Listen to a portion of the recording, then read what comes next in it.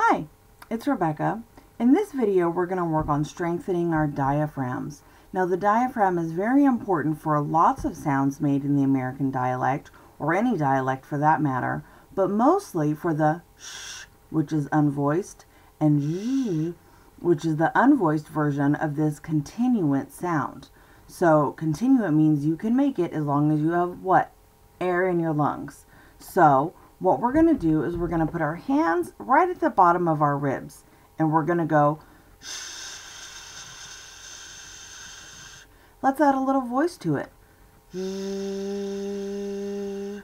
Now remember, our teeth are together, our tongue is in a neutral position, but the sides of our tongue can be touching the insides of our upper teeth. And what this is doing is strengthening our diaphragm. So what we want to end up doing is be able to make the feeling that we get, the flexing and the release of these muscles without making any noise at all. Let's try it again.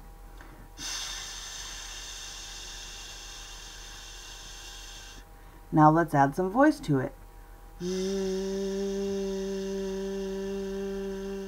Now you'll find when I take a deep breath of air, my diaphragm is as big as it's going to get, and as I let my air out, my diaphragm gets smaller and smaller and smaller, or where my hands are placed right at the bottom of my rib cage gets smaller and smaller and smaller. Now, it's going to be a little funny looking at my face while doing it, but let's try it without making any sound at all. Okay, so you couldn't see what my body was doing, but what I am doing is I'm flexing my diaphragm in and out, flex it out, flex it in, flex it out, flex it in. And when you have complete control of these muscles, then we're able to make the sounds that we need to make with very little or almost no effort because we have all that diaphragm control. Let's try our shh one more time, but we'll do it just for a moment. So you flex your diaphragm out as we make a big breath of air, and we say, shh.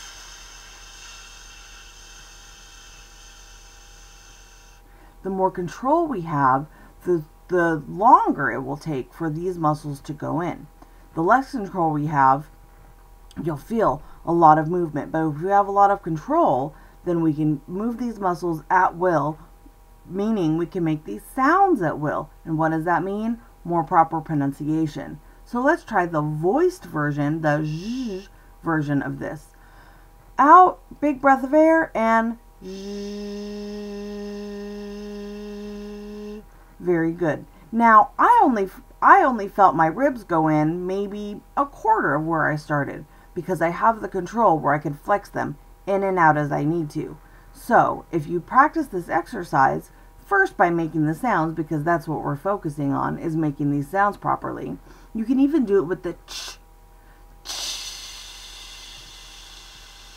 which sounds a lot like the sh, so we're not focusing on that sound. But the ch and the sh are also sounds that we make by using these big diaphragmatic, you know what? I don't know how to say that.